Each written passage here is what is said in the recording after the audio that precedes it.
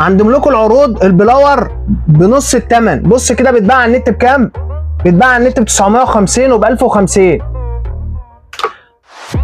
السلام عليكم. النهارده من محلات عنون ملوك الالكترونيات جايبين لكم عرض العروض. النهارده يا جماعه جايبين لكم البلور ال 750 واط. البلور ده بقى الناس كلها الايام اللي جايه ده هتتكلم عليه. هتقول لي ليه؟ هقول لك ليه.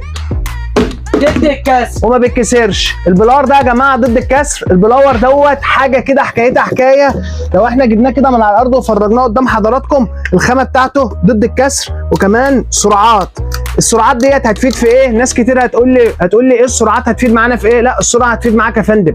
عندك محل دهب، عندك محل مثلا في قطع صغيره محطوطه على الرف، بدل ما تشغل البلور الهواء العالي ويطير الرف كله، لا، هتمشي تاتا تاتا واحده واحده. البلور بتاعنا يا جماعه ينفع تستخدمه في تنظيف العربيه، في تنظيف التكييفات، في تنظيف